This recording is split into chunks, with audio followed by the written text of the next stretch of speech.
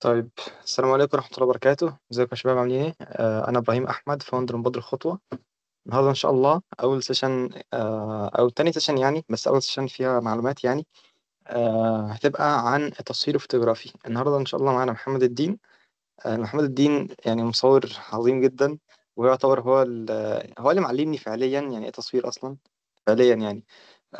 وهو ليدر معرض الكتاب في لجنة التوثيق الإعلامي بقاله 7 سنين، وبيصور طبعا عنده بيج خاصة بيه فيها شغله، يعني هو كده كده الشخص اللي يعول عليه.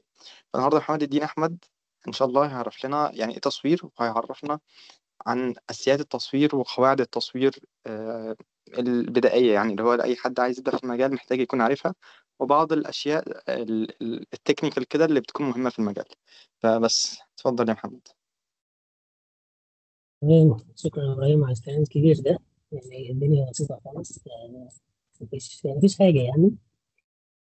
أنا حابب أرحب بكل الناس اللي موجودة آه، معانا في الميتنج، ويعني أتمنى في نهاية المحاضرة يطلعوا بمعلومات تفيدهم.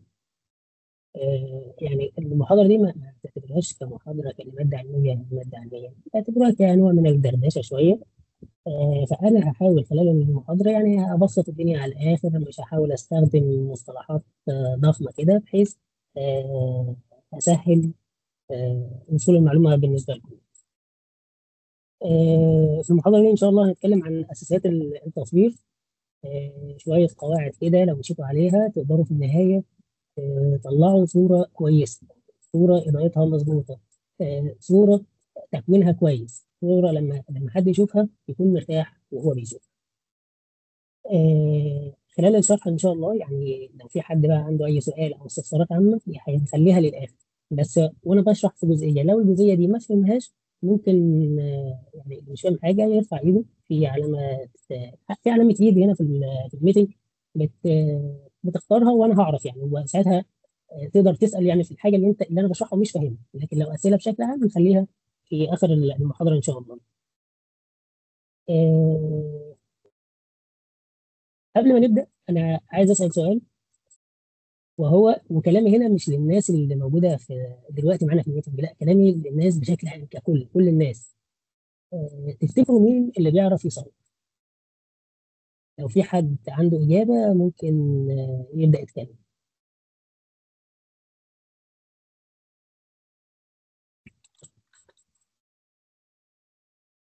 الدنيا اشاره سامعني اصلا ولا ايه؟ هو أنا عايز أسأل مثلا، هو إحنا أساسيات التصوير اللي هناخدها النهاردة ممكن تبقى للموبايل مثلا؟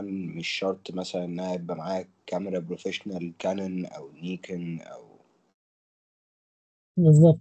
هي اساسيات التصوير دي بتنفع لاي حاجه، هي اساسيات التصوير، طريقه التصوير هي المفروض هي واحده، قاعدة تصوير واحده ما بتتغيرش، مع اختلاف المعده اللي هتستخدم بيها، اللي هتصور بيها، سواء كان موبايل، كاميرا غاليه جدا، كاميرا رخيصه جدا. فهي اساسيات التصوير هي ثابته للكل، ما فيش اختلاف ما بين موبايل او كاميرا، وهنوضح ده يعني ما تقلقش. تمام أوكي. بس تاني هكرر سؤال عشان لو ما حدش سمع. تفتكروا مين اللي بيعرف يصور؟ وكلامي هنا مش على المجموعه اللي موجوده حاليا، بشكل عام يعني، سؤال بشكل عام. من وجهه نظركم كده اللي مين كاميرا اللي موبايله حلوة. بيعرف يصور؟ اللي كاميرا موبايله حلوه، ماشي. مين تاني؟ ممكن اللي عينيه حلوة وبيعرف يظبط الزاوية كويس والإضاءة، بحيث إن عينه تبقى مرتاحة لما بيشوف الصورة، وبالتالي بيعرف يلقطها كويس.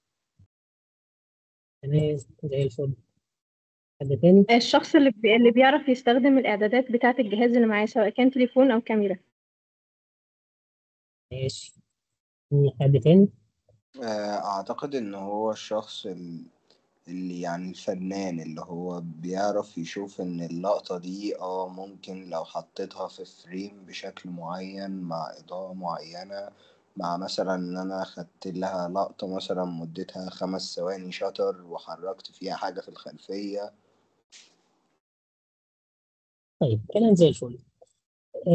انتوا يعني اغلب اجاباتكم راحت لناس اصلا بتعرف تصور او ناس مصورين. اللي كان مقصود بالسؤال ده مين بيعرف يصور؟ يعني احنا تقريبا كل الناس بلا استثناء حاليا، عيل صغير حد كبير، بقى معاه موبايل فيه كاميرا. فأي حد معاه موبايل فيه كاميرا فهو يعرف يصور، يفتح الموبايل ويدوس على الكاميرا، خلاص صور صورة. لكن النقطة هنا، مين بيعرف يطلع صورة كويسة، صورة بتكوين كويس، صورة بإضاءة كويسة؟ هتلاقي بقى هنا الدنيا قلت. مش أي حد بيعرف يطلع صورة بتكوين كويس، مش أي حد بيعرف يطلع صورة إضاءتها كويسة. فاللي هنتكلم فيه النهارده اللي هي قواعد ازاي بقى تخليك تقدر تطلع تكوين صوره كويس، صوره مريحه للعين، صوره اضاءتها كويسه. وقبل ما ندخل بقى في يعني في قواعد التصوير والحاجات دي الفنيه دي شويه، يعني هسأل سؤال تاني. لو حد يعرف ايه الفرق ما بين الكاميرا والموبايل، يمكن يتكلم.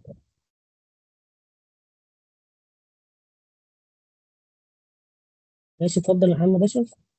طيب أنا شايف إن الفرق ما بين الكاميرا والموبايل عامة، إن الكاميرا ممكن تكون مور بروفيشنال عشان بيخش لها كمية إضاءة أعلى، العدسة بتاعتها adjustable، في نفس الوقت فيها فوكس أو سواء مانيوال أو أوتو فوكس، فيها شاتر، بتعرف تاخد لايت أحسن، بتعرف تعمل إيديت أحسن. في حين الموبايل ممكن العدسة بتاعته أصلا بتبقى محكومة بسنسور صغير جدا، وفي نفس الوقت التحكم فيه بيبقى المفروض أسهل من التحكم في الكاميرا عشان تقدر تظبط الإضاءة. غير إن العدسة غير إن هي صغيرة يعني، فكمية الإضاءة اللي بتخش لها ضعيفة. وفي نفس الوقت الميجا بيكسلز أو الكواليتي، الصورة الفاينل يعني اللي بتطلع لك بتبقى حاجة لايت أو مخففة جدا عن الكاميرا الطبيعية.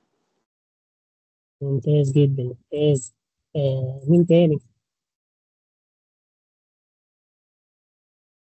حد عايز يضيف اي حاجه تاني؟ اوكي.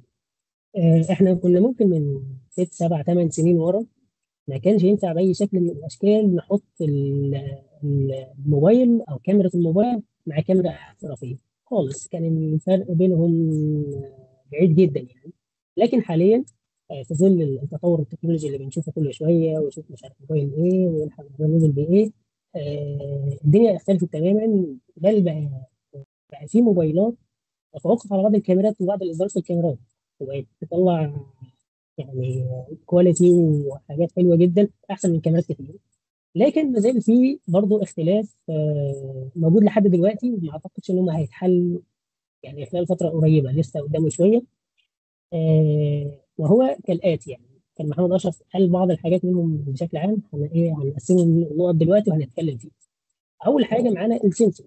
يعني لو بصيتوا كده يعني شكل الكاميرا وبصيتوا على شكل السنسور اللي فوقيها، وشفتوا على اليمين شكل الموبايل وشكل السنسور اللي فوقيه، ده اختلاف كبير جدا. احنا كل ما حجم السنسور كبر معانا، كل ما قدر يقرا تفاصيل اكثر، فيدينا معلومات اكثر في الصوره، فيدينا صوره يعني بتفاصيل احسن. لذلك احنا ممكن بتلاقي عندنا كاميرات 26 ميجا بكسل، 24 30 ميجا بكسل، وعلى النظير الاخر موبايل بيقول لك 108 ميجا و200 ميجا. بس تشوف تفاصيل ده وتفاصيل ده، تلاقي الكاميرا احسن منه بكتير. ال 200 ميجا وال 108 ميجا حلوين قوي، بس هو مازال محكوم يعني بالحته بتاعت ايه؟ ان حجم السنسور صغير، برضه ما بيقدرش يقرا تفاصيل زي السنسور بتاع الكاميرا. تاني حاجه الزوم. احنا عندنا الزوم في الكاميرا هو اوبتيكال زوم. يعني ايه اوبتيكال زوم؟ يعني اللي هو بالعربي كده تقريب بصري. احنا معانا مثلا كاميرا زي دي، ادي ده بادي الكاميرا وده اللينس. انا محتاج اقرب حاجه او اعمل زوم على حاجه، معايا اللينس ده، اروح لو عملت زوم كده، فهو الازاز بتاع الكاميرا قرب لي الهدف اللي انا عايز اصوره للسنسور بتاع الكاميرا، فثابت. هو ما خسرناش حاجه من الكواليتي بتاع الصوره.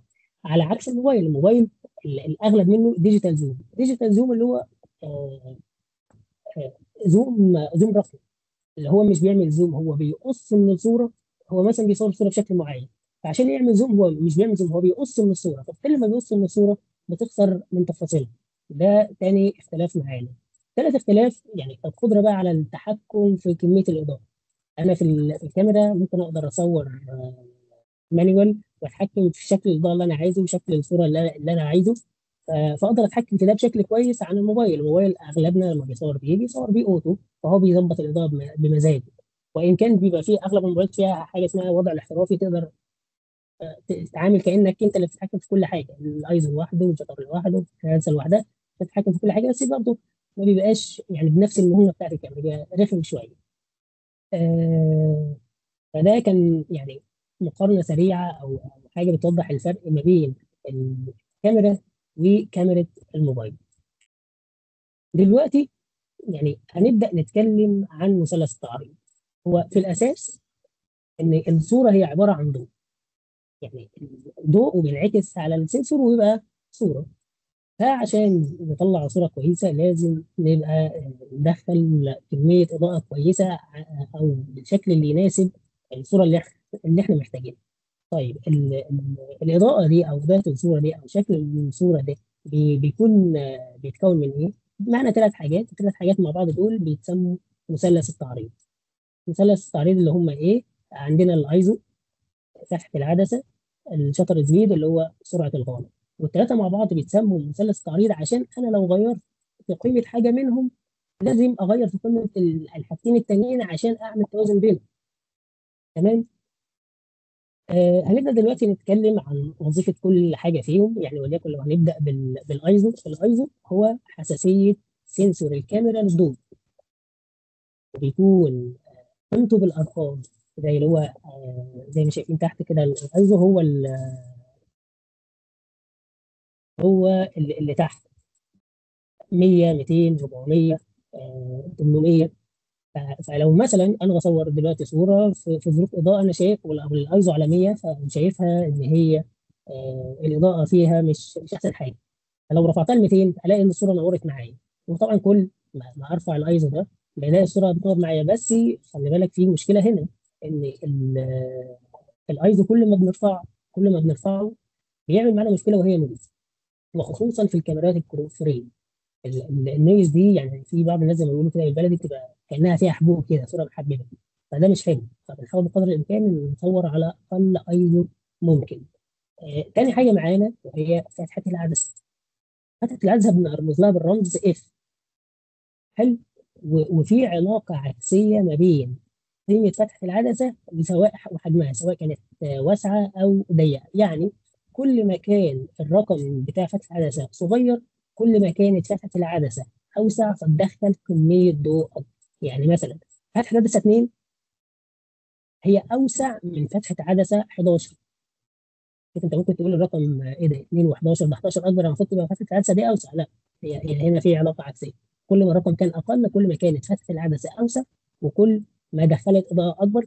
وكمان كل ما كان فتحه العدسه الرقم بتاعها اقل، كل ما عمل عزل اكتر. يعني لو انا بصور شخص دلوقتي وبصور فتحه العدسه 1.8 مثلا، فهيروح عامل بلور قوي جدا ويعزله عن الخلفيه اللي وراه، احسن ما اصوره مثلا وليكن 5 و6. تمام كده. ثالث حاجه معانا في مثلث التعريض وهو الشطر سبيد، اللي هو سرعه الغامض، اي سرعه التقاط الصوره في الثانيه الواحده. اللي هو مثلا احنا بنشوف لعيبه الكوره في الماتشات، بنشوف صور من الماتشات، تلاقي اصلا اللعيب بيجي بسرعه جدا، بس لو شايفه في الصوره بتلاقيه ثابت. او ممكن بتصور عربيه والعربيه في سباق وبتجري وتلاقي الصوره ثابته. ده بيرجع للشطر.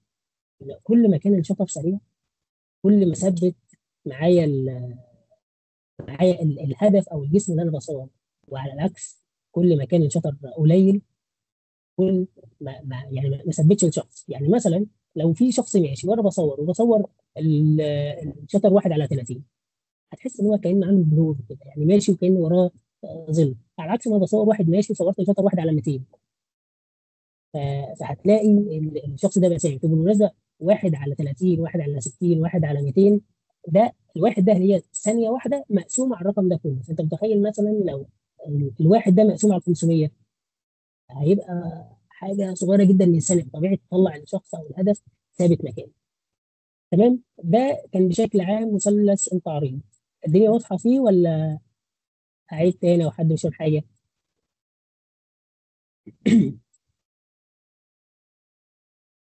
تمام معاك. معلش، هو أنا مش فاهمة الحتة بتاعت 1/8. تمام ماشي، حد تاني؟ هو ده أنا بس عايز حاجة أعرف تانية. آه، أنا عايز أعرف نقطة بسيطة. هو حاليا برضو اللي هي العلاقة العكسية دي، العلاقة واحدة العكسية مش داخلة دماغي. بتاعت فتحة العدسة. تمام حاليا كده. في زي تليفون نزل جديد اسمه أعتقد شاومي مي 13 ألترا. تمام. مم. ده اوريدي نازل في قطعة معاه سنسور 18 تقريبا على 18 على تقريبا حاجة و40 مليمتر، اللي هو بيتركب على كاميرا كانون عادي جدا. آم، حاليا هي الكاميرا بتاعته فيها، يعني هي فيها سنسور أصلا عملاق، اللي هو مش عارف تقريبا 1 مليمتر وليه العدسة دي أساسا. فهو وصل لمرحلة إن هو أقول يعني لك بدأ حاجة. يعدي كمان الكاميرا، بس ستيل في مشاكل برضه في موضوع الايزو بتاعه. طيب أنا هقول لك حاجة. شوف أنت قلت إيه 1 ملم وده حاجة عملاقة.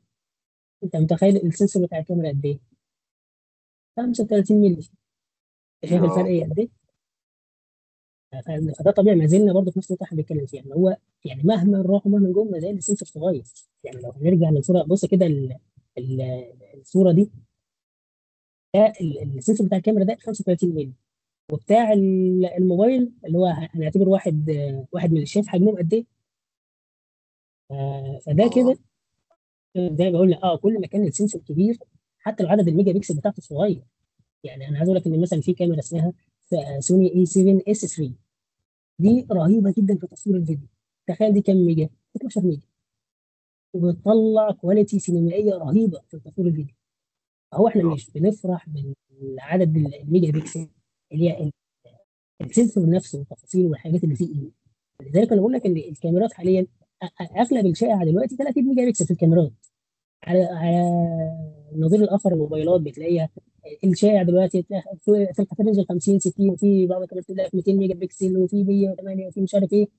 بس برضه يعني صوره كويسه وفيها تفاصيل كتير وحلوه وجميله وزي الفل. بس برضه الكاميرا لسه ايه، بسبب حجم السنسور ده فهي حته لوحدها. تمام اوكي كده.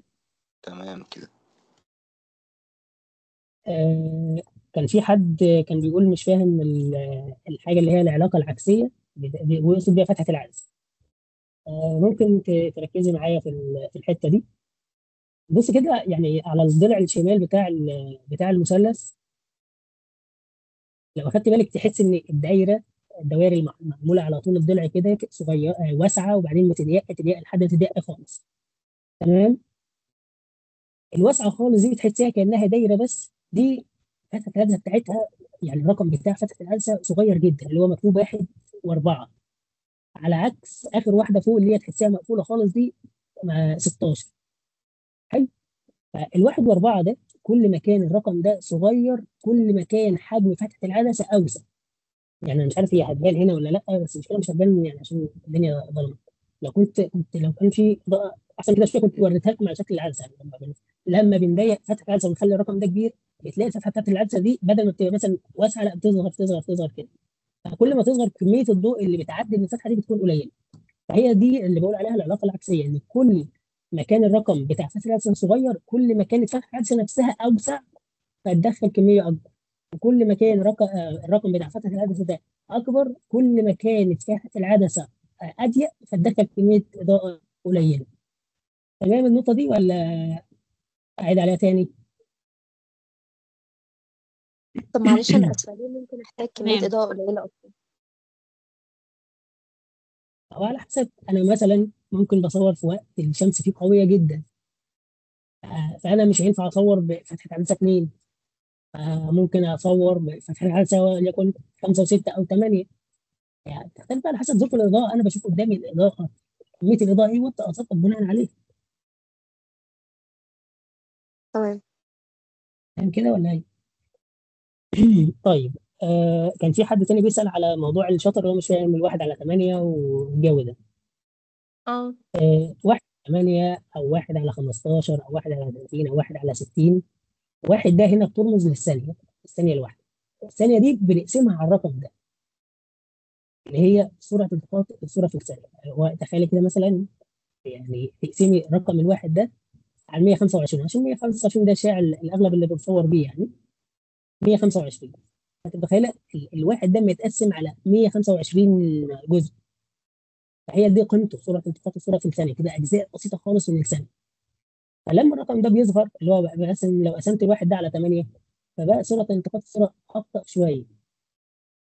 تمام، فانا كل ما بزود الرقم ده، يعني معناه ان الثانيه بتتقسم على الرقم ده، او اقلله الثانيه بتتقسم على الرقم ده. طبعا كل ما الرقم ده زاد بقى 125 200 250 1000. وطبعا في التصوير الرياضي ممكن يصوروا بشطر 8000 و4000. فتخيل ثانيه واحده بس هي بتنقسم على ال 4000، فبتكون جزء صغير جدا جدا من الثانيه. لذلك بتشوف ان في سباقات العربيات او في ماتشات الكوره، العربيه واقفه مكانها وهي معناها بتجري بسرعه رهيبه جدا، بس بسبب ان هي متصوره بشطر سريع جدا، العربيه واقفه مكانها ما بتتحركش، كانها ما بتتحركش. لاعب الكوره وهو بيجري بالكوره تحسيه برضه واقف مكانه ما بيتحركش.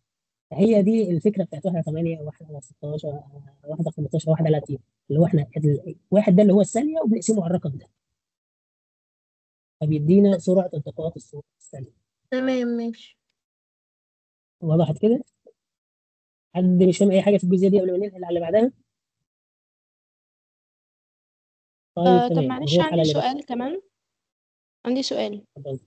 هو أنا مش فاهمة اتفضل. يعني حتة إن كل ما كان الشطر سريع كل ما كان الشخص ثابت، والعكس صحيح. مش فاهمة أوي برضه لسه. احنا قلنا ان الشطر مفهومه هو سرعه التقاط الصوره في الثانيه. فكل ما كان الشطر سريع، اللي هو الصوره تتاخد بسرعه جدا، فثبتت معايا الشخص. لو انا معايا شخص بيتحرك، افترض شخص ماشي قدامي كده وانا بصوره بشطر بطيء، ايه اللي هيحصل؟ هتحس كأنه وراه ظل، اللي هو في بلور كده وراه او في خيال ماشي وراه. لكن لو صورته بشطر سريع، هيتعمل لي زي تجميد كده، تجميد للحركه بتاعته وقت التقاط الصوره، فيبان كأنه ساكت. تمام. تمام تمام. لو سمحت أو لو سمحت مثلا انا لسه داخله، فممكن تلخيص اللي فات. وانا كمان لسه داخله. يعني احنا بادئين بقالنا شويه حلوين، انتوا متاخرين. وانا هو كمان أنا والله لسه داخل. عندي نقطة واحدة بس. هو لو أنا مثلا في واحد قاعد بيتحرك تمام، والشخص ده صورته بشطر 1/1000، وصورته نفس الشخص ده صورت صورة تاني بس بشطر 1/8. في الحالة دي هو لو هيظهر لي بلور، فهو هيظهر لي غالبا في 1/8 أكتر من 1/1000، صح؟ اكيد 1/1000 ده لو هو بيتحرك حركه عاديه هتجيبه ثابت كأن مفيش اي حركه خالص. يعني بص، انا اه. افترض انا دلوقتي انا واحد قدامكم وبتكلم.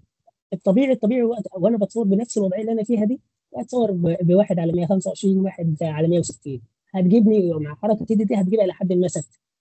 تمام. فانت متخيل مثلا لو 1/1000، انا لو بعمل كده شوف بسرعه جدا اهو، هتجيب ايدي ثابته في لحظه من اللحظات اللي بتصور فيها الصوره.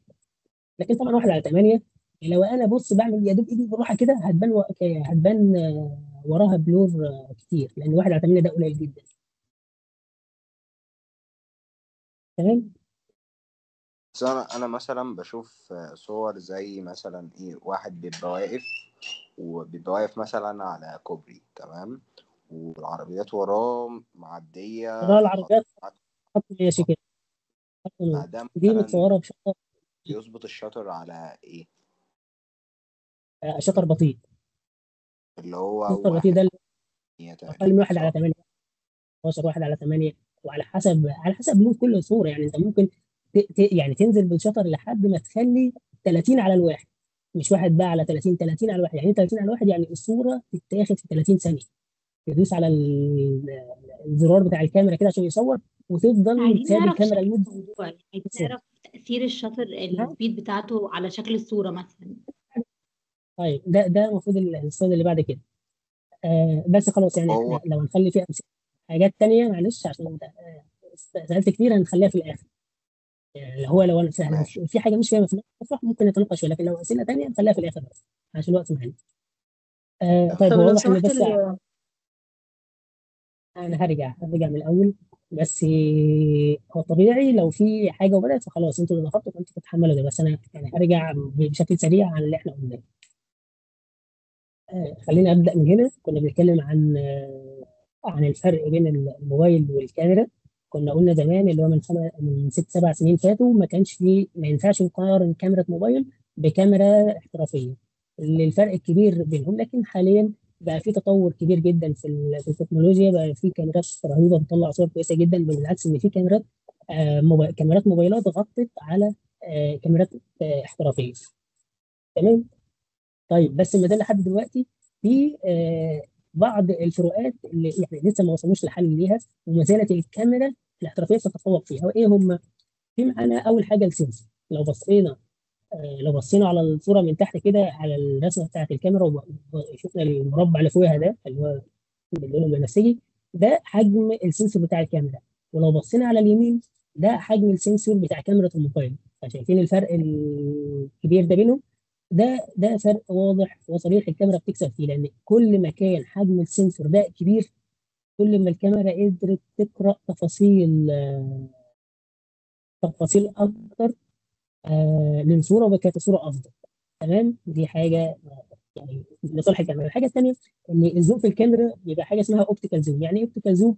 تقريب بصري. يعني احنا معانا الكاميرا، دي معانا كاميرا، فاضي الكاميرا جسم الكاميرا واللينس. طبعا اللينسات دي المفروض ان هي بتبقى لينسات متغيره، يعني اللينس بقى لوحده والكاميرا لوحدها. فايه اللي بيحصل؟ انا لو عايز اصور حاجه واقربها للكاميرا فبعمل زوم. فانا لما عملت زوم كده الازاز بتاع العدسه قرب لي الهدف اللي انا عايز اقربه للسنسور بتاع الكاميرا، فانا ما خسرتش اي تفاصيل. على عكس الموبايل بيبقى الزوم فيه ديجيتال اللي هو تقريب رقمي. فهو مش بيعمل زوم، هو بيصور الصوره عادي بس يعني بيقصها. ما بيقربش الهدف، لا هو بيقص من الصوره الاصليه، مش عامل زوم. فبالتالي بيخسر من تفاصيلها. ده الفرق بشكل سريع بين الاوبتيكال زوم والديجيتال زوم.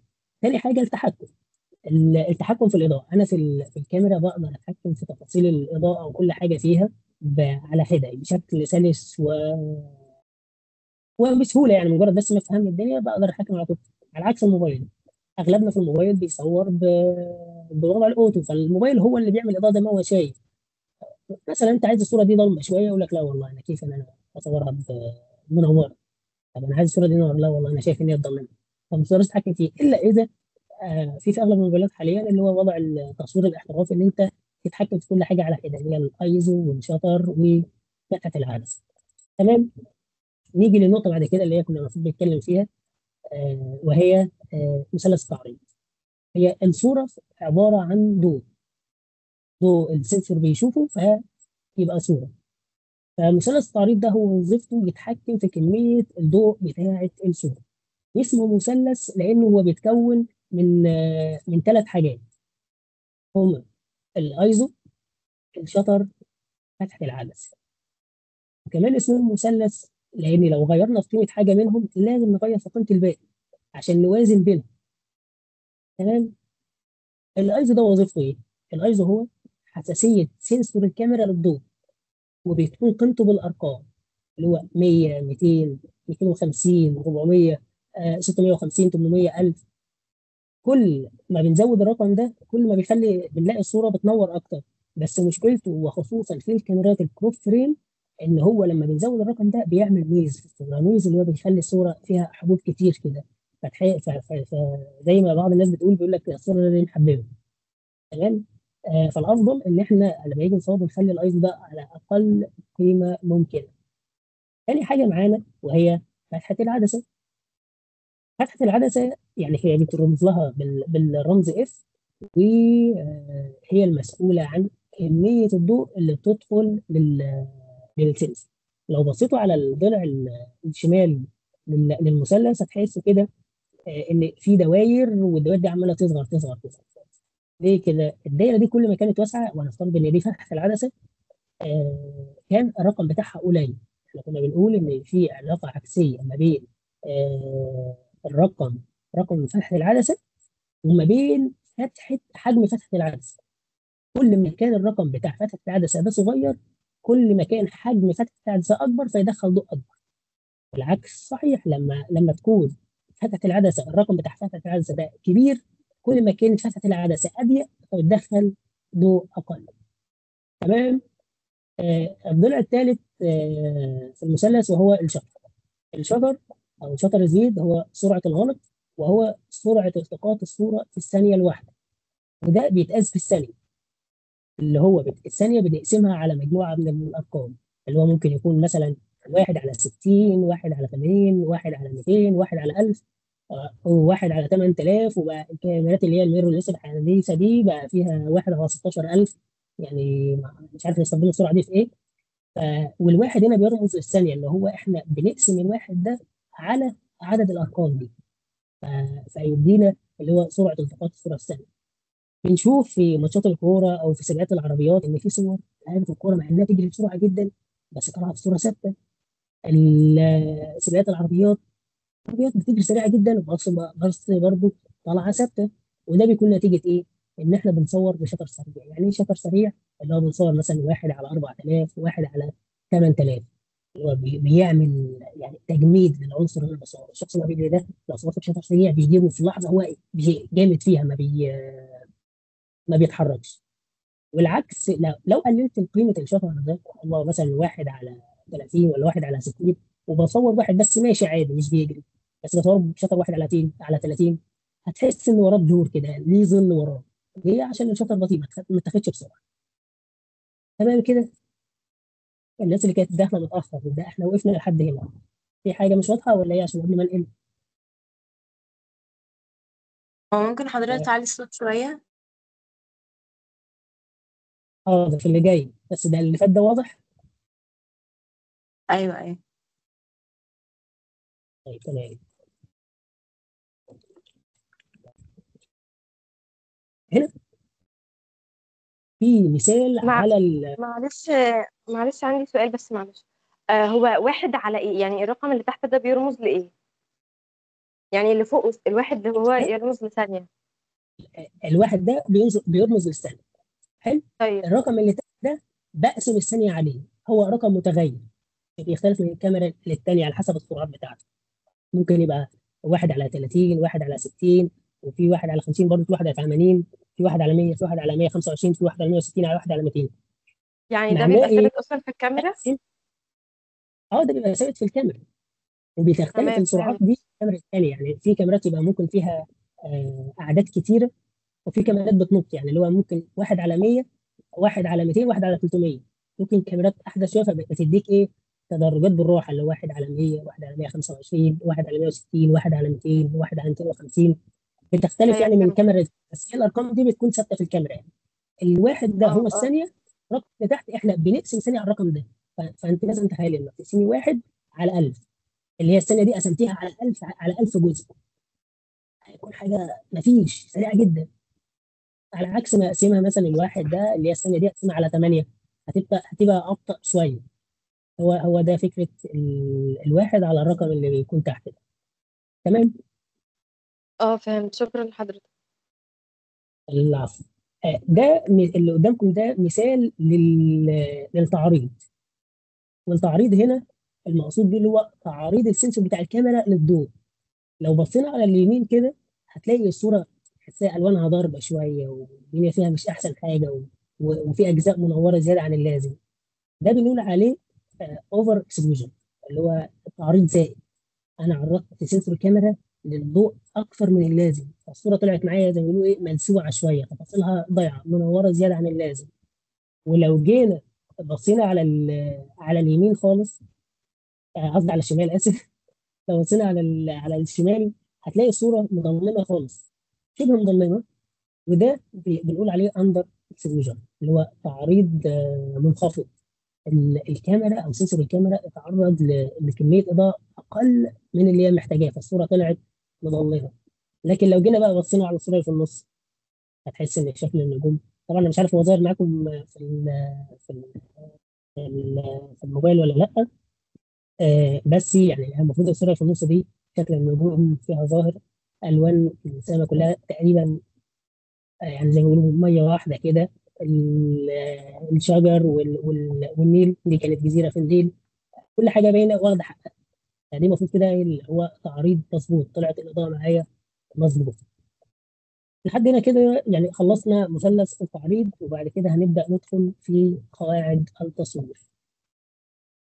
قواعد التصوير هي نتجت عن كميه تجارب كثيره جدا ومحاولات كتير، وبناء على المحاولات كتير دي تم التوصل لمجموعه من القواعد اللي لو الشخص مشي عليها يقدر يطلع صوره بتكوين كويس. احنا من شويه كنا بنتكلم في مثلث التعريض اللي هو نتحكم في اضاءه الصوره، دلوقتي بنتكلم عن اللي هي قواعد تكوين الصوره، وفي حاجه تانيه اللي هي قواعد التصوير.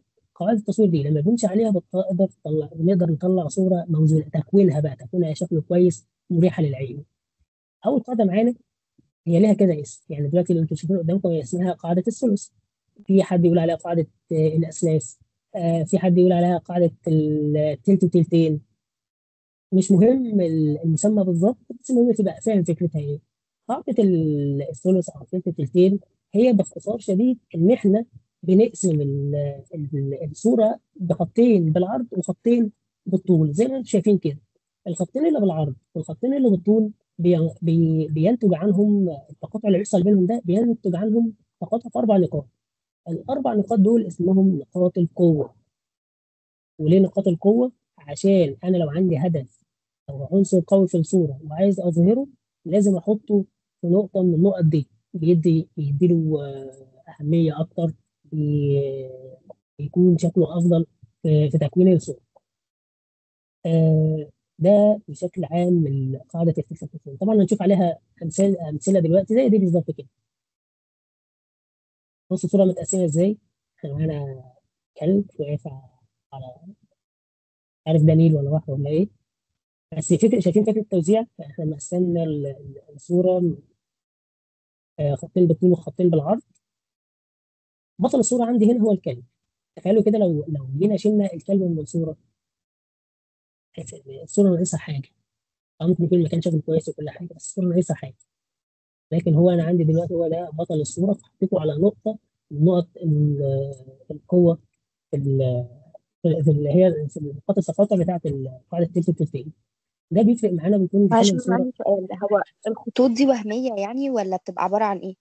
خطوط وهميه. الخطوط دي وهميه ما بتبقاش في الصوره، بس انا عشان اشرح لكم الفكره تبقى واضحه. يعني احنا كده الخطين دول لما اتعملوا اللي هو خطين بالطول وخطين بالعرض، بقت الصوره متقسمه ل3 اجزاء، سواء كان من فوق او او يعني بالبتاع ده بالطول بتاعها او بالعرض. تمام. تمام هي طبعا تمام. الكلام ده ما بيبقاش موجود في الصوره، دي حاجات طيب وهميه بس. معلش سؤال، مثال. هو اتفضل. لازم الحاجة الرئيسية تتحط على نقطة من الأربعة ولا ال4 نقط تبقى واخداهم كده؟ هي بتختلف من حاجه للتانيه على حسب طبيعه الصوره والهدف منها. في حاجات مثلا وليكن في البورتريه، انا صور شخص بورتريه، هو اوتوماتيك هيجي على ال4 نقط اللي في الصوره، لكن ده مكان مفتوح. الهدف من قاعده ان انا استخدم الصوره بالشكل ده ايه؟ ان انا اظهر عنصر او بطل الصوره في تلت، والتلتين التانيين اظهر فيهم طبيعه المكان، عشان اقول له شوف الدنيا فيها ايه. لكن انا مثلا لو خليت الصوره كلها على كلمه بس، يعني الصوره مش هتبقى مريحه بالنسبه لك، مش هتشوف هي، ممكن ما تعرفش هي فين بالظبط. لكن لما اتصورت بالشكل ده، وضعيه الكلب مثلا طلع شكلها كويس، ومبينت ان هو واقف على صخره وقدامه بحر والناحيه التانيه فيه جليد، وموزونه كويس. تمام. فهي مش شرط ان انا احطه في حاجه معينه. وبالمناسبه القواعد دي هي معموله ان احنا بنحاول نطلع صوره موزونه، بس هي مش قرآن، مش لازم نمشي عليها 100%. لا، المهم الصوره تكون كويسه. بس ده ما ياخدناش لحته ان شخص يروح عامل صوره عبيطه جدا ويقول لك انا بكسر قواعد. لا يا عم، طبق القاعده الاساسيه الاول وافهمها، وبعد كده انت هتلاقي نفسك بتبتكر. يعني هتلاقي نفسك لما تعرف القواعد دي وتطبق كتير، هتلاقي عينك هدت على الحاجه بشكل كويس. ان انا خلاص شفت الصوره دي هاخدها اوتوماتيك، عارف اخدها ازاي باي قاعده من قواعد التصوير. وممكن الصوره الواحده يطبق فيها كذا قاعده تصوير، مش شرط قاعده واحده بس. يعني احنا بس بادئين واحده واحده قدام شويه، هوريكم صور فيها اكتر من قاعده تصوير. تمام. كان في حد رفع ايده من شويه، دلوقتي حالا ممكن يتكلم. ممكن بس انك انت تدينا ملخص اللي احنا خدناه كده بعد ما تخلص كده. لسه داخل. ملخص اللي احنا خدناه في الفيديو بعد ما نخلص يعني. يعني انت تقصد في الاخر خالص يعني، ان شاء الله نبقى نظبطها. اه تمام. اه بالظبط اه. لا خلاص تمام ماشي. دي كده كانت قاعدة التلت وتلتين. يعني حد فاهمها، حد مش فاهمها ولا في حاجة؟ معلش، هو انا عندي سؤال. هو انا كنت شفت كاميرا قبل كده كان بيبقى فيها اللي هو التلت والتلتين او الخطوط دي، يعني بتبقى موجودة في الكاميرا، وبعد ما بتتصور الصورة بيبقى خلاص يعني. بس ازاي بتتجاب؟ هي الخطوط، ما هي الخطوط دي وهمية. يعني دخلت في السيتنج بتاعت الكاميرا، في الموبايلات على فكرة، لو دخلت في السيتنج بتاعت الكاميرا او الموبايل، تختار بقى من حسب كل حاجة، نورني فيها بالظبط في السيتنج بتاعته وهتلاقيها بتطلع يعني. بس هي خطوة وهمية اسمها عشان تساعد شوية. نعم. اسمها ايه؟ يبقى نشوفها بعد الميتنج ده ان شاء الله يعني. اسمها انتظار جريد، شوية. GRID. بالظبط، بتختلف من حاجة للتانية يعني، بس سهلة ان شاء الله. انت اعملي في الاعداد. ونكمل. طيب يعني نخلي التفاصيل دي تكون على الجروب بعدين ونكمل احنا عشان ما نضيعش بس الوقت. الصورة دي برضه، الصورة دي بينطبق عليها قاعدة تلتين. انتوا لو خدت بالكم ومتطبق عليها بقى بالطول وبالعرض. ازاي؟ لو بصيتوا على المركب بالاشخاص اللي فيها هتلاقوها جايه في تلت الصوره اليمين. ولو بصيتوا على النسبه بتاعه البحر والسماء هتلاقوا البحر واخد تلت من الصوره والسماء واخده تلتين. فاللي هو انا هنا ما طبقتش القاعده على حاجه واحده بس، لا انا طبقتها بالطول وبالعرض. اللي هو انا الاشخاص حطيتهم في تلت من الصوره، وخدوا بالكم حطيتهم في تلت ازاي؟ يعني اللي هو حطهم في تلت والتلتين الفاضيين خلاهم قدام المساحه بتاعتهم بتاعت اتجاه حركتهم، عشان سوري، عشان يدي ايحاء للحركه ان هم بيتحركوا في الاتجاه ده. ما ينفعش اعملها العكس، اللي هو هم بيتحركوا في الاتجاه ده واروح انا احطهم في التلت الشمال واسيب التلتين اليمين اللي وراهم فاضيين، كده كاني خنقتهم. فبناخد بالنا من الحاجات دي. حتى لو بصور شخص بيبص في اتجاه معين، اخلي التلتين الفاضيين في اتجاه نظره مش في قفاه، عشان تدي اريحيه للصوره. ده قاعده التلت تلتين. حد مش فاهم فيها حاجه من حاجه ثانيه؟ تمام. نيجي بقى بعد كده لقاعده اسمها قاعده خط الافق. خط الافق ده هو عباره عن خط وهمي. اي حد مش عارف ممكن يكون خد باله منها ولا لا. لو انت موجود في صحراء او في مكان مفتوح بشكل عام وبصيت على مرمى البصر كده، بتحس ان السماء والارض عاملين خط مستقيم على بعض كانهم ملزوقين في بعض. فالخط ده هو طبعا خط مش موجود، بس الخط اللي انت بتشوفه ده هو بيتقال عليه خط الافق. وخط الافق ده معناه ايه؟ ان وانت بتصور الصوره وماسك الكاميرا او الموبايل، ما تبقاش ايدك كده ولا كده ولا اي حاجه، لازم تبقى ايدك مظبوطه. لما تبقى مظبوطه قدر الامكان، هو ده اللي بنقول عليه خط الافق، اللي هو تطلع الصوره مظبوطه. بيبان اكتر ده لو بتصور في البحر. لو ايدك معوجه شويه كده هتحس ان البحر مايل منك كده، طبعا ده مش حقيقي. او لو كده هتحس البحر مايل منك كده. فعشان يعني هي حاجه بسيطه خالص بس بتفرق في شكل الصوره. هو انت لو بتصور ايدك مظبوطه، ما تبقاش ولا متنيه كده ولا كده. زي ما انتم شايفين الصورتين دول، خط الافق سواء الصوره اللي على الشمال او على اليمين، اختلاف النسب هتلاقي الخط فيها مظبوط. ولو خدت بالكم ان الصوره اللي على الشمال مطبق فيها قاعده التلت والتلتين، في تلت فوق للسماء والتلتين تحت للميه. ده بس عشان اللي انا قلت لكم، انت ممكن تطبق اكتر من قاعده في صوره واحده. هي قاعده بسيطه خالص ما فيهاش كلام كتير، بس حد مش فاهمها.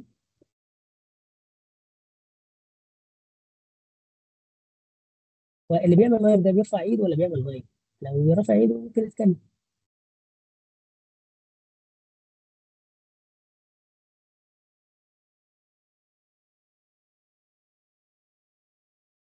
طيب ان شاء الله تكون. طيب مين رفعت ايديها؟ اتفضل. هو في قاعدة التلت وتلتين، لو عايز أصور مثلا مشهد ينفع البحر عادي يبقى تلتين أو ولا تلت ولا إيه؟ ولا لازم السما اللي تبقى تلتين ولا ممكن أعكس عادي؟ مش شرط هي على حسب انا عايز اطلع صوره ازاي. انا ممكن اخلي البحر تلت والسماء تلتين، ممكن اخلي العكس. هي على حسب فكره الصوره اللي انا بصورها في وقتها. بس اللي انت بتشوفه دلوقتي هي مجرد امثله عشان توضح الدنيا بس. لما اجي انا بصور انا اكيد مش هطلع نفس الصور دي بالظبط. لازم اشوف ال- يعني حسب طبيعه الصوره اللي انا عايزها. تمام. طيب، قاعده ثلاثه معانا في التصوير، وهي خطوط التوجيه او الخطوط الداله. وهي من اسمها كده ان هي خطوط يعني ايه، بتاخد لو انت بصيت على حاجه في الصوره تلاقيها خدت نظرك للهدف الاساسي اللي في الصوره. يعني زي ما انتم شايفين الصورتين ده، ونبدا بالصوره بتاعت اللي على الشمال. في ممر معمول للبرج في البحر ده. انت اصلا لو بصيت على الممر ده من بدايته هتلاقي نفسك ماشي معاه اوتوماتيك ورايح ناحيه البرج ده. ونفس الفكره الصوره بتاعت الجليد دي، في في خطوط مكان الحاجات اللي بيستخدموها للجليد. يعني لو بصيت عليها تلاقي نفسك اوتوماتيك بتروح ناحيه البيت اللي هناك ده، او مش عارف كنيسه دي ولا ايه. فهي دي فكره الخطوط الداله، ان هي بتوجه نظرك للهدف اللي في الصوره، او توجه نظر الشخص اللي بيشوف الصوره للهدف. الخطوط دي ممكن تبقى خطوط طبيعيه، هي موجوده في البيئه اللي احنا بنصور فيها. زي مثلا لو بتصور على سكه الحديد، في قضبان بتاعه القطر، هي دي اوتوماتيك مثلا عملت لك خطوط. او ممكن تبقى صناعيه، يعني انت لو بتصور صوره بستايل معين انت اللي ممكن ترسمها. بس هي دي الخطوط. والخطوط كمان ممكن يعني ما تبقاش بس مستقيمه، لا يعني ممكن تبقى بشكل دائري، او بشكل يعني زي ما انتم شايفين في الصوره ده، الشكل اللي هو بيقولوا عليه زجزاج كده عشان توصلك للهدف. الفكره ان هو يبقى خط يشد عين الشخص للهدف. تمام.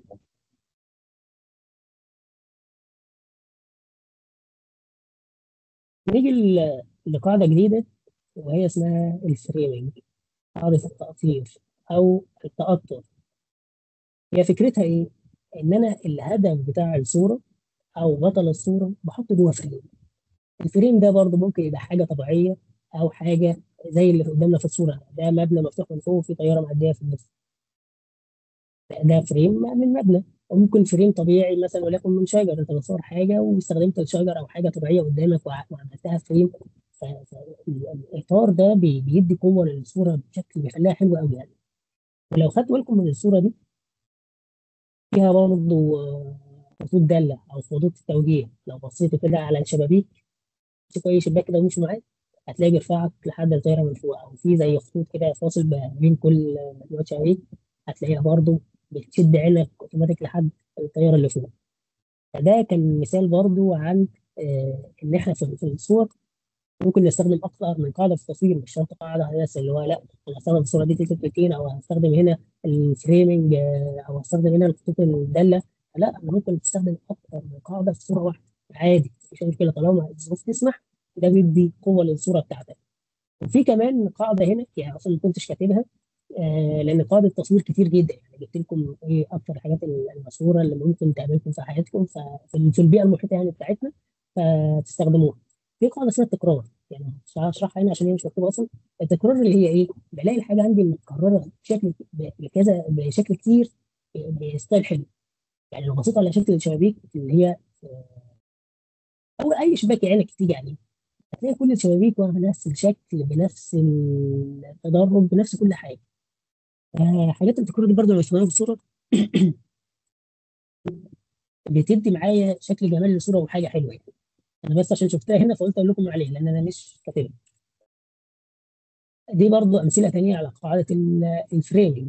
لو بصينا على الصوره اللي على الشمال، في الاطار بتاع الحيطه المخرومه ده وفيها شخص، فاحنا كده حطيناه في فريم. ولو خدت بالكم برضه تم استخدام فيها قاعده الفلتين، اللي هو الجدار نفسه اللي هو اللون الاسود ده، واخد تلتين من الصوره والسماء ظاهره فيه فوق. لو بصينا على الصوره اللي في الشمال، معمول فريم من شكل المبنى وفي نفس الوقت برضه فيها تكرار. التكرار اللي هو الاطارات بتاعت المبنى نفسه، الحاجات الدائريه الكتير دي، دي حاجات بتدي شكل كويس برضه. دي كده قاعده الفريمنج او التقطير او التقطر. آه، واضحه ولا حد مش فاهمها؟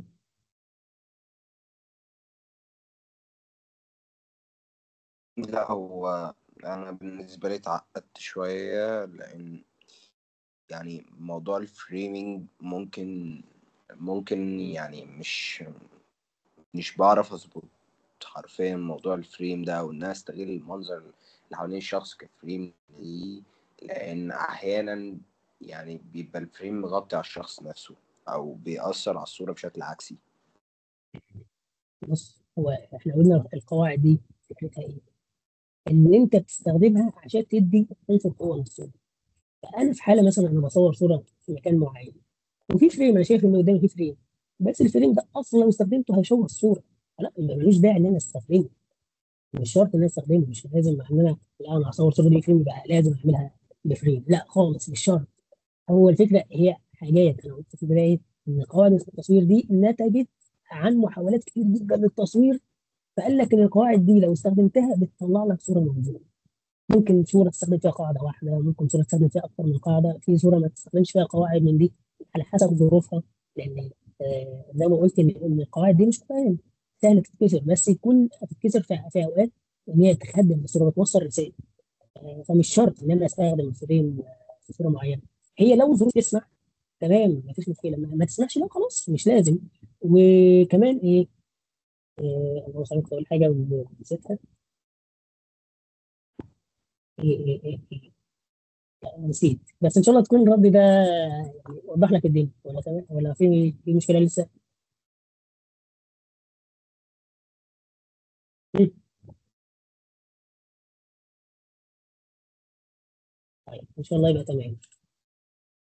نيجي لقاعده جديده اه، وهي اسمها خلاص. قاعده جديده اسمها التماثل او السيمتريه او التناظر. يعني ايه الكلام ده؟ يعني ان نص الصوره الشمال بيكون يعني هو نفس نص الصوره اليمين، او نص الصوره اللي فوق هو نفس نص الصوره اللي تحت. لو بصينا على الصوره اللي على الشمال دي، ده مدخل القصر. شايفين شكل البوابه معموله بحرفيه كبيره جدا، ونفس التفاصيل اللي في الجزء اليمين هي نفس التفاصيل اللي في الجزء الشمال. فهو خلاص يعني القاعده دي ينطبق عليها قاعده التماثل. وبرضه لو ركزت فيها بالراحه هتلاقي ان شكل الابواب ودخلتها كده مدياك جزء من قاعده خطوط الدل او خطوط التوجيه اللي هي بتوجه نظرك ناحيه القصر اللي في الوش ده. ولو بصينا على الصوره اللي على اليمين هتلاقي ان دي بحيره وفي بيت، بس انعكاس الميه، انعكاس البيت والشجر في الميه واللي بيصور قسم الصوره بالنص بالظبط. فهنا طبق قاعده التماثل او التناظر، اللي هو خلى نص الصوره اللي فوق هو نص الصوره اللي تحت. مفيش شكل أو هي أداة معينة نفس بتعمل كده؟ لا، ده كل ده بالعين. يعني كل القواعد دي، كل القواعد اللي احنا بنتكلم فيها ده بالعين. بتيجي ازاي؟ بتيجي ان الشخص تبقى يبدا الظبطة اللي معمولة يصور كتير. ده نعم. ممكن تبقى مظبوطة بالعين زي ما معمولة في الباب ده كده؟ اه، هي الشخص اللي صور الصوره دي ليه وصل لها، ازاي وصل لها بالحرفيه دي؟ ان هو صور كتير. فانت عشان توصل للمستوى ده لازم هتجربه كتير جدا، مش هتيجي من اول مره انا شفت الصوره دي يبقى ما هو اول مره هجيبها على طول، لا. لازم تجرب كتير جدا، والتجربه العملي هي اللي هتوصلك. يعني الكلام النظري ده هيتنسي، ده كده كده. بس هتفتكروه ازاي؟ لما تيجي تصور لا ده كان في قاعده اسمها التناظر او التماثل. هي كانت بتقول ايه؟ ممكن ترجع تعمل لها سيرش تاني هتبدا تفتكرها وتطبقها. فالتطبيق العملي هو اللي بيعلم. وفي نفس الوقت لما تقعد تصور كتير جدا انت عينك خلاص اوتوماتيك بتاخد بالها ان ايه ده، في حاجه هنا، في ممكن استخدم هنا فريمنج، لا ده في حاجه ينفع استخدمها كتناظر او تماثل. آه، التدريب الكتير ده هو اللي هيخليكم توصلوا للمستوى ده. وكمان في حاجه اسمها التغذيه البصريه، ان انا ابدا اشوف مصورين تقال في الحته دي وابدا اتفرج على شغلهم، احاول اقلد شغلهم حتى لو بقيتهم غير مثلي، بس بكون تغذيه بصريه عندي. لما اقابل حاجه في البيئه بتاعتي شبهها ابدا اطبق عليها. هو ما فيش حاجه في الكاميرا والله انا عايز اعمل قاعده التماثل دي تعملها لي، لا ده كل ده بالعين. لان خلي بالكم الصوره ما هي صوره بتشوفها بعينك، وبعدين بتوثقها بالاداه اللي معاك سواء كان موبايل او كاميرا. انت التكوين بتاع الصوره انت بتشوفه بعينك الاول، وبعد كده بتاخده بالموبايل او الكاميرا، مش الكاميرا هي اللي بتاخده، لان انت اللي المفروض تتحكم في المعده دي، مش هي اللي بتتحكم فيه. تمام.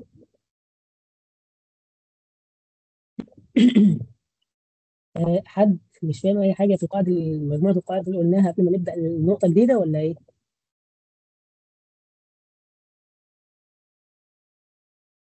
طب انا كده فهمت، اللي بيعمل لايك ده عايز يرفع ايده يتكلم، اتفضل.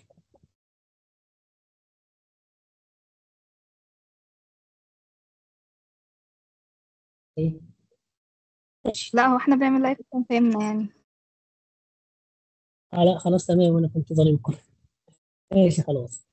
الجزء اللي احنا اتكلمنا فيه ده هي مجموعه من اشهر القواعد التصوير. قواعد التصوير على فكره كتيره جدا يعني، بس ده الشائع والمشهور واللي في الغالب هتقابلوه في البيئه المحيطه بتاعتكم.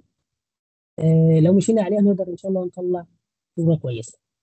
خلصنا بقى من قواعد التصوير، ندخل في احجام اللقطات، اللي هو انا ازاي اصور حجم الصوره. في حضرتك عايز اتفضل. هو الصور دي هتبقى هتنزل على الجروب؟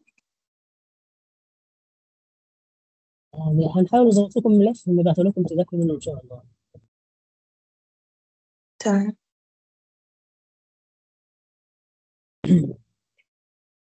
طيب، فنبدا ان شاء الله في احجام اللقطات. الاحجام اللقطات زي ما انتم شايفين على الصوره اللي على الشمال كده، كل حاجه ليها مسمى. احنا عندنا 3 لقطات رئيسيه: كادر واسع اللي هو لونج شوت، كادر متوسط ميديوم شوت، وكادر ضيق او قريب اللي هو كلوز اب شوت. دول ال3 احجام الاساسيه اللي بنشتغل عليهم، ومن ال3 دول بيبدا يخرج معانا حاجات فرعيه. حاجات فرعيه ازاي؟ انا لو عايز اصور كادر لونج او صوره لونج زي ما بنقول عليها، اصور شخص، عايز اصور صوره لونج، فلازم اجيبه كامل، ما ينفعش اقطع منه حاجه، دي بيتقال عليها صوره لونج.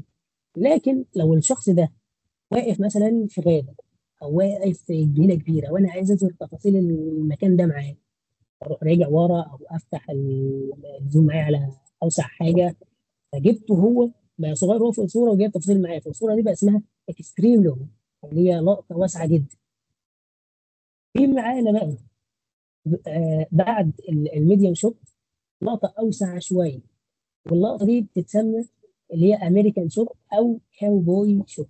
ليه اتسمت باسم الكاوبوي؟ لان هي اتعملت مخصوص عشان رعاة البقر في امريكا.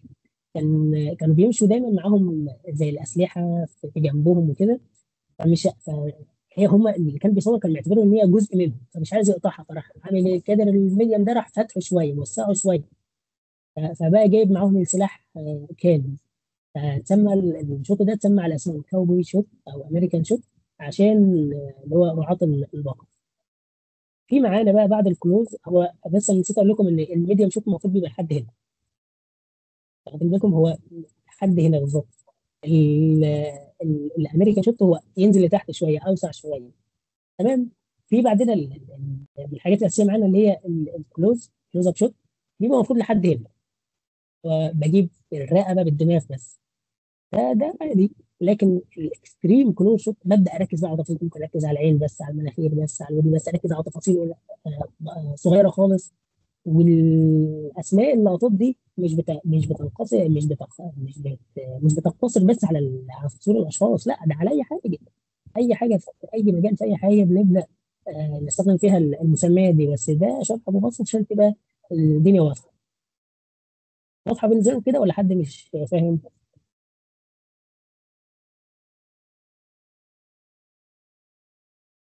تمام.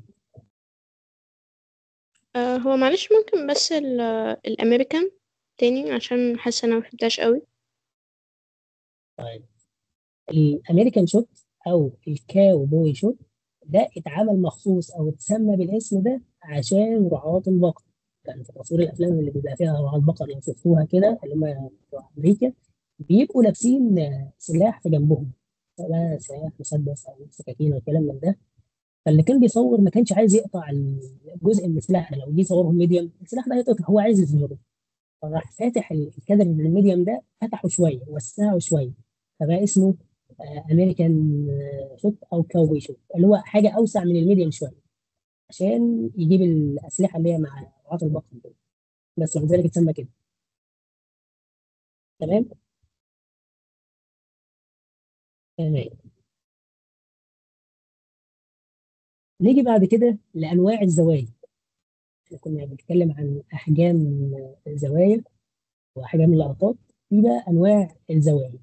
انواع الزوايا المقصود بيها اللي هي انا هصور شخص ومعايا الكاميرا اهي، هل اصوره من فوق من تحت لفوق كده، ولا قصدي من فوق لتحت، ولا هصوره من تحت لفوق، ولا هصوره في مستواه؟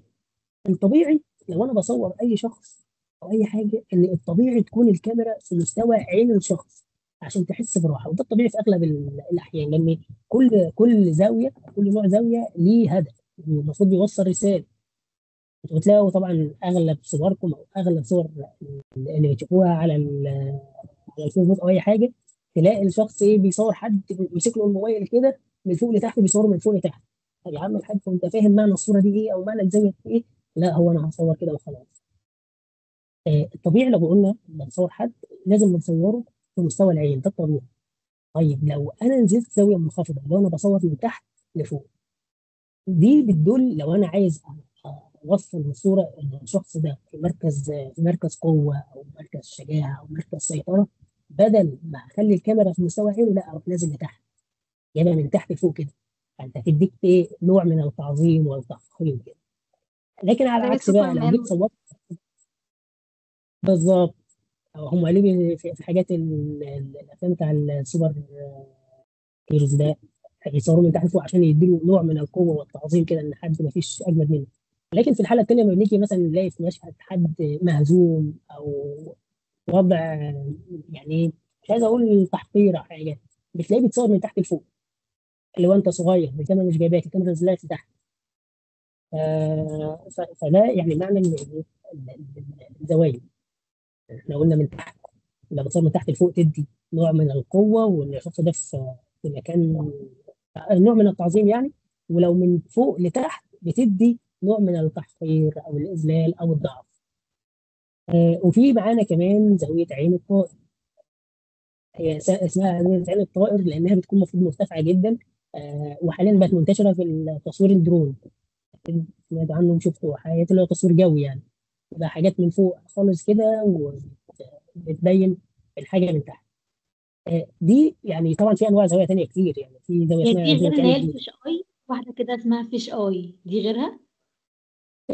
فيش اي دي عدسه نفسها، بيبقى عدسه واسعه قوي.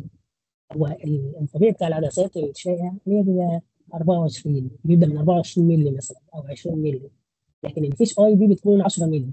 ففي العدسه نفسها الازاز بتاعها انت تشوف مثلا العدسه دي اللي قدامك دي 24 مللي، فتحس ان الازاز بتاعها مسطح. لكن الفيش اي العدسه بتاعتها عشان هي بتبقى واسعه جدا، فدي بتبقى بشكل دائري كده، واخده كيرف كده بشكل دائري، عشان حتى تجيب الصوره كانها شكلها بيضاوي شويه او دائري شويه. لكن دي مش زاويه، هي دي طريقه في التصوير وبترجع للعدسه نفسها، وبنسميها فيش اي لانها شبيهه بعين السمكه في الرؤيه يعني. دي يعني الاربع زوايا الاساسيه او الشائعين. زي ما قلت بيبقى في زوايا تانية وحاجات تانية، بس هي حاجات تكنيكال اكتر يعني. بس دول مهم تعرفوهم حاليا. في حاجه مش واضحه في النقطه دي؟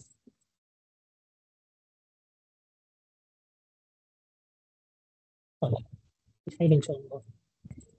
نيجي بقى لاخر نقطه معانا، وهي الاخطاء الشائعه. يعني ايه اخطاء شائعه؟ تلاقي حد هيصور او عايز يعمل حاجه، يقول لك رقم واحد اللي هي بتاعت تركيز على المعدات: لا والله انا مش هصور غير لما معايا احدث كاميرا، مش هصور غير لما معايا لينس معينه، مش هصور غير لما يكون في معايا اضاءه ايه مش عارف ايه. لا، ده غلط، ما ينفعش. انت الحاجه اللي معاك دلوقتي هي افضل حاجه ممكن تصور بيها، فاستغلها وصور بيها لحد ما تطور نفسك. معاك موبايل، فالموبايل ده هو افضل حاجه في الكون، استغله وصور بيه. معاك كاميرا صغيره، فالكاميرا دي هي افضل حاجه. فما تبصش ان هو لا لازم يبقى معايا. ما انت لازم يبقى معاك ازاي وانت اصلا مش عارف تستخدم اللي معاك؟ فاستخدم اللي معاك عشان يحليك للي بعد كده. تاني نقطة معانا التصوير في الوقت الغلط. يعني ايه الوقت الغلط؟ احنا معانا في اوقات التصوير في ساعة اسمها الساعة الذهبية، ودي بتكون الساعة اللي هي بعد الشروق، والساعة اللي هي بتاعت الغروب. بتكون الشمس فيها باردة خالص وحلوة، يعني دي بتنفع الوقت ده، بينفع أوي للتصوير الخارجي. يعني لو صار حاجة بره يفضل تكون في الوقت ده. ليه؟ عشان ما تكونش الشمس الشمس حامية بتبوظ لك الدنيا. على عكس مثلا لو جبت حد وتصوره الساعة 2 الظهر، كانت بتكون عالية جدا وقوية جدا، فتبهدل لك الدنيا، ما تعرفش تعمل أي حاجة، تطلع الصورة ملسوعة منك أو ضلمة قوي والدنيا متبهدلة. فلازم تاخد بالك في الوقت اللي هتصور فيه. تالت حاجة الفلاش. الفلاش اللي في الموبايل ده يعني ده نقمة محدش يستخدمه خالص. او الفلاش اللي في الكاميرات، بيبقى فيه كاميرات فول فريم، الكاميرا دي فول فريم ما فيهاش فلاش. ثانية واحدة وهجي لك. بيبقى في فلاش في الكاميرا بيتفتح في المنطقة دي كده. برضه الفلاش ده ما تستخدموش خالص، لو تستخدموا الفلاش ده ولا الفلاش اللي في الموبايل، لان هم بيشوهوا الصورة. وليه بقول لكم ما تستخدموش؟ هم بيطلعوا نور وكل حاجة، بس الفكرة انا دلوقتي انا هصور شخص قدامي، الضوء اللي طالع من الفلاش او حجم الفلاش صغير قوي مقارنه بالشخص، فمش هيغطي الشخص بشكل كامل، فهيشوه الصوره. لذلك فبلاش منه، حاولوا بقدر الامكان ما تستخدموش الفلاش. اللي كان رافع ايده ممكن يتفضل. طيب انا لما باجي اصور مثلا عايزه اصور بالفلاش حد، بجيب فلاش تليفون تاني غير اللي بصور بيه، بحاول اقلل الاضاءه باي حاجه وبتطلع الصوره حلوه. ف... انت ف كده انت استخدمتي ايه؟ فلاش فلاش تاني بس تليفون وبزاويه تاني، مختلفه. بالظبط. يعني هي برضه مع عادي انها مش برضه. اقوى حاجه مقارنه. بالظبط احنا بنشغل دماغنا، بس انا بقول لكم الفلاش اللي بيبقى طالع من الكاميرا نفسه في اغلب او في الموبايل نفسه في اغلب الاحيان بيبقى وحش جدا، لان نسبه الاضاءه اللي طالعه منه عشان تغطي الشخص ما بتبقاش اقوى حاجه، ما بتبقاش احسن حاجه، فبالتالي ما بتطلعليش الصوره بشكل كويس. تمام، شكرا ماشي، جدا. اللي كان رافع ايده تاني. العفو. اللي كان رافع ايده يتفضل. ننزل حاجة في نقطة الفلاش بالمناسبة، يعني أنا من فترة كنت نازل تكني. تعرف تكني إن شاء الله يعني. ما علينا. في حد عمل حركة شايفها بصراحة حركة رايقة أوي. هو لا جاب فلاش ولا دفع، بس في نفس الوقت واخد امتيازات الفلاش. كان فلاش الكاميرا حاطط عليه منديل عشان يعمل تشتت للضوء، هو بالتالي بيصور بفلاش مش شارب، وفي نفس الوقت يعني ما دفعش ولا اشترى هو فلاش كبير يعني. طيب هي دي محاولات لان انت تاخد افضل حاجه ممكنه من الحاجه اللي معاك، بس هي في كل الاحوال هي مش افضل حاجه، ما تدكش قوه الاضاءه ال- اللي انت محتاجها. انا مش بقول لك ما تستخدموش، يعني انت دلوقتي انت قلت حد حط قدامه منديل عشان يطلع الاضاءه ناعمه فتطلع صوره كويسه، وحد تاني قبلك كان بيقول ان هو يستخدم فلاش تاني من موبايل تاني عشان ينور بيه. مفيش مشكله، هي كل دي حلول وتفكير كويس ان انت تطلع حاجه كويسه. بس انا بقول لك اضرارهم ان انت فكره ان انت تستخدمه بشكل مباشر لا بيبوظ لك الصوره. بتلاقي اصلا، واعتقد خدتوا بالكم منها، ان لما تستخدموا فلاش ده بتلاقوا فيه نقطه حمراء في العين. طبعا انت ممكن مش عارف ايه السبب ده والنقطه الحمراء دي جت منين، دي جايه بسبب الفلاش ده. تمام. تمام. ننزل على النقطه اللي بعدها وهي التصوير بشكل عشوائي. انا نازل حدث معين، عندي تصوير ايا كان التصوير، الافضل كده قبل ما انزل اقعد مع نفسي واقول محتاجين ايه او محتاج انا اطلع بايه من الحدث ده او الايفنت ده. ابدا اخطط واحط خطوط عريضه، مش هقول لك بالظبط، او ان كان الافضل انت تحط انت عايز تعمل ايه بالظبط يعني، بس حط خطوط عريضه تمشي عليها عشان تبقى عارف نفسك بتعمل ايه ومحتاج ايه. لكن فكره اللي هو ايه، لا انا هنزل وهصور بقى وزي ما تيجي وهفتح وهصور كتير، بتلاقي نفسك يعني انت في الحدث انهكت جدا فقط ونفذت على ان عمال تصور عمال على بطال وتصور حاجات كتير، وفي الغالب حاجات كتير قوي، كتير من ده حاجات كتير من ده هتطلع بايظه. ده بسبب ايه؟ ان انت نزلت تصور بشكل عشوائي، ما صورتش بشكل كويس. لا، حاول قدر الامكان تخطط. طبعا انت في وقت التصوير فيه ظروف بتكون طارئه او في حاجات متغيرات مش بايدك، بس لما يبقى انت ماشي مثلا بنسبه 75 80% على اللي انت كاتبه، احسن ما تبقى ماشي على الله خالص كده. ولان ده بياخدك بعدين بقى مرحله ما بعد التصوير، تيجي بعد ما تروح بقى عشان تقعد تفلتر او تعمل، تلاقي نفسك متصور كميه كبيره فمش عارف تفلتر ايه ولا تعمل ايه ولا تروح فين، فانت تتقفل. لكن لما تبقى مخطط الدنيا كده عارف نفسك صورت واحد اثنين ثلاثه وهتعمل ايديت مثلا لواحد اثنين ثلاثه والدنيا كده زي الفل. تمام. نيجي بقى للنقطه الخامسه.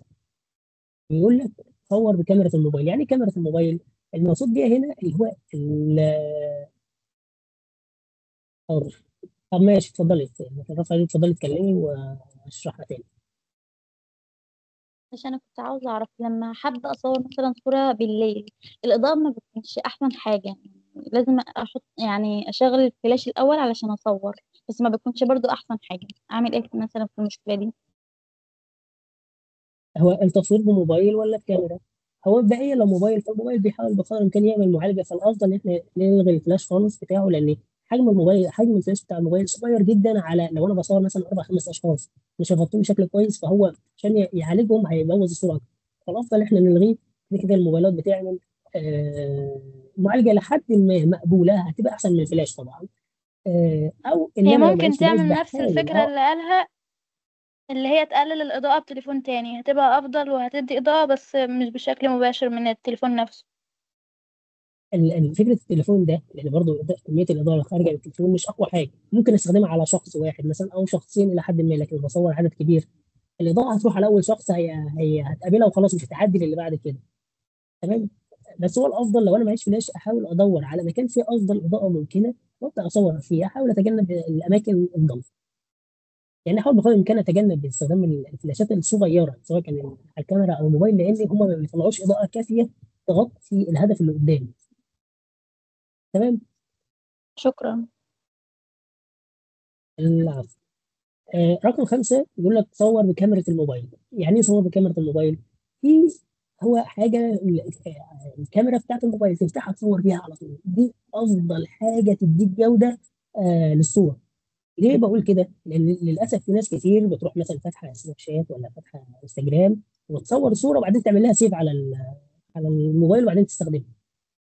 أما أنت تعبان في دماغك. اصلا البرامج دي لما بتستخدمها، هي ما بتستخدمش الكواليتي الكامل بتاع الموبايل، هي بتضغط الصوره بشكل كبير قوي، ولما تيجي تنزلها بتنزل بحجم اقل. انت كده ما استفدتش حاجه، انت ضيعت الكواليتي الصوره. بتلاقي عليها فلتر شكله حلو، بس انت كواليتي الصوره ضايع. لكن لما تستخدم الكاميرا بتاعت الموبايل نفسه، فانت معاك صوره يعني بافضل جوده هتطلع من الموبايل ده. وبعد كده اعمل عليها ايديت زي ما انت عايز براحتك، هتطلع صوره فيها تفاصيل كويسه، على عكس ما تستخدم برامج تانيه زي سناب شات او انستجرام. وطبعا البنات كتير للاسف هم اللي بيعملوا الحركه دي. لا ده بيبهدل لك الكاميرا، بيبهدل لك جوده الصوره. ماشي، اللي كان رافع ايده اتفضل. طيب بس في برامج مثلا زي الجوجل كاميرا، في ناس كتير بيستخدموها وبتطلع كواليتي من كاميرات موبايلات ضعيفة أحسن من الكاميرا نفسها بتاعة الموبايل العادي. ايوه، في اللي هو اوبن كاميرا ده برضو. طيب هي دي برامج بتحاول تعمل معالجه للصوره، هي ما بتخليش الصوره كويسه احسن، هي بتحاول تعمل معالجه للصوره. انت شايف ان دي كويسه، ماشي، خلاص زي الفل، وناس صورة على الموبايل فهيظبط الدنيا. لكن انا بتكلم عليه اللي هي حاجات سناب شات وانستجرام والبرامج اللي شبه دي، انت هتلاقي الناس بتصور من خلالهم وتروح عامله سيف للصوره على الموبايل، الصوره دي بتبقى بشعه، او انت فرحان بشكل الفلتر شكله كويس بس هي شكلها بشع. هو في اختلاف بين اللي انت بتتكلم عليه والحاجات اللي انا بتكلم عليها يعني. بس هو الافضل ان انت تصور بالكاميرا بتاعت الموبايل العاديه خالص، يعني انت والمنطق كده. والله قدرات الكاميرا دي واحد اثنين ثلاثه اربعه، لما تحاول تستخدم حاجه اضافيه ما انت مش هتخليها افضل، لان هي الكاميرا الصوره الاساسيه طالعه من الكاميرا اللي انت بتصور بيها، هي نفس الكاميرا اللي انت بتصور بيها، هي طالعه بالقدرات دي. صورها بالقدرات بتاعتها الطبيعيه، وبعد كده استخدم برامج ثانيه زي لايت روم او ايا كان البرامج التعديل اللي بتحب تستخدمها، واعمل عليها الايديت اللي انت محتاجه. اخر حاجه اللي كنا بنتكلم على الايديت هي عدم المبالغه في الايديت. يعني تلاقي نفسك كده لما تيجي تعمل ايديت في الصوره، الساتوريشن 100%، مش عارف الشاربنس 100%، كونتراست 90%. لا ده مش صح، يعني مش فكره الصوره تبقى الوانها ضربه خالص كده ده، ولا في نفس الوقت الوانها مسحوبه خالص. لا، فكره تعديل الصوره ان انا مش هغير لون الصوره او اغير شكلها.